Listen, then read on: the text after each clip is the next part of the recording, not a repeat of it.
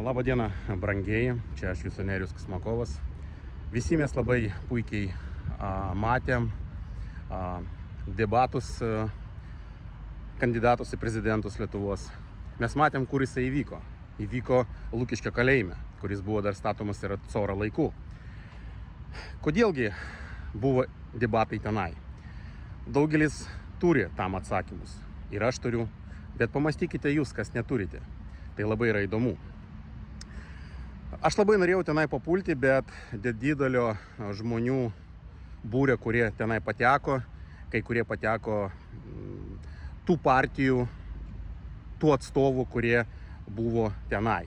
Papult buvo neprastai. Bet yra kaip yra, mes matėme, kaip visi ploja tuo metu, kaip kalbėjo Ingrida Šimonytė, Žaliosios partijos atstovas, į prezidentas Lietuvos. Aš daugelį niekam neuždavinėsiu kai kurių klausimų. Aš noriu užduoti tik tai mūsų einančiam prezidentui vieną klausimą. Gerbiamas prezidente, galbūt prisiminkime kartu su jumis 2018 metus birželio pradžia.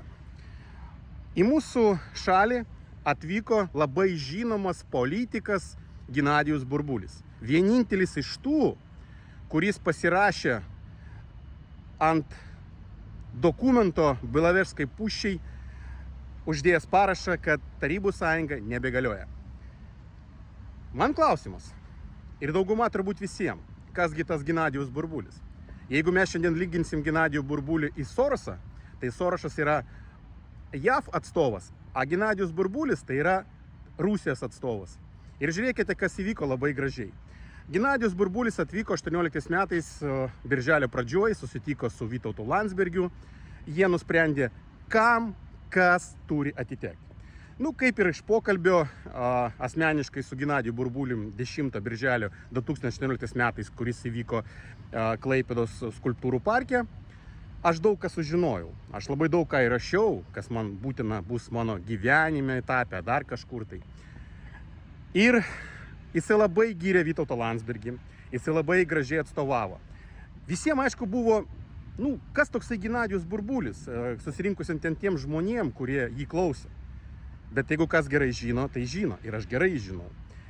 Ir kada atėjo momentas užduoti jam klausimus, kai kurios, kurius aš uždaviau, aš tuo metu norėjau dalinai pabandyti save kaip verslininkas iš Klaipėdos irgi pateikti savo kandidatūrą į prezidentus. Jisai man aišku atsakė, kad aš jam labai kaip patinku, kaip žmogus ir visą ką kitą. Mes su juo pabendravom ir bendravime jisai man vieną dalyką pasakė. Nieko Nerijau nedaryk. Viskas yra išspręsta. Prezidentas Lietuvos bus Gitanas Nausėda. Jeigu tu mėgsti žaisti kazino ar kažkur tai ar ložybo punktuose, pastatyk ant Gitano Nausėdas ir tu laimėsi. Tai noriu užduoti klausimą mūsų prezidentui Lietuvos.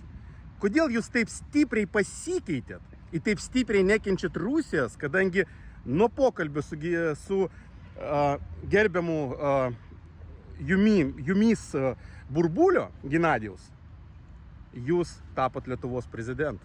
Kodėl jūs nepasisakote apie tai? Aš labai norėjau būti debatuose Lukiškio kalėjime ir užduoti jums tą klausimą. Kągi jūsų gyvenime padarė Ginadijus Burbulis tokio, kad jūs jau 18 metais žinojate, kad jūs būsite 100% prezidentu, apie tai ir man pasakė. Jūs norite pasakyti mums visiems, kad jūs buvęs komunistas, įstojęs 1988 metais, nenorėdamas įstojate į komunistų partiją. Taigi šalia buvo sąjūdis įsikūrė. Tai kodėl? Todėl, kad jūs pagal tėvą, pagal karjerą jūs darėte viską, kad būti to, ko jūs norite. Jūs pasiekėt savo gyvenime viską. Tai klausimas. Ar čia yra neteisybė, ką aš kalbu?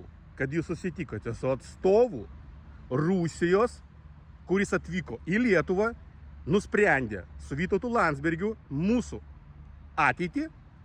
Konservatoriai tapo, kaip ir buvo sutarta, valdančioji partija, premjerė, ministrai ir visi kiti. O jūs, kaip niekur nebuvęs žmogus Lietuvos, tapęs prezidentu po bendravimu su Ginadijum Burbuliu. Kaip jums taip atrodo, gerbiamas prezidentė Gitanas Nausėda? Atsakykite, jeigu aš dabar pasakiau kažką tai neteisingai. Man atrodo, kad aš labai gražiai žinau, kas įvyko, kaip buvo ir kodėl buvo paprašyta manęs asmeniškai neinvestuoti pinigų, ne kažką tai panašaus į prezidento rinkimus. Kadangi jau buvo nuspręsta, kad Ginadijus Burbulis, aukšto rango politikas Rusijos, atvyko čia, kad pateikti jum, Gitanui Nausėdai, kad jūs būsite 100% Lietuvos prezidentu. O šiandieną jūs neturite palaikymo, jūs darote viską ir agituojate, kad Rusija yra bloga ir gerbiamas Eduardas Vaitkus viską daro blogai, ne taip, kaip turi būti.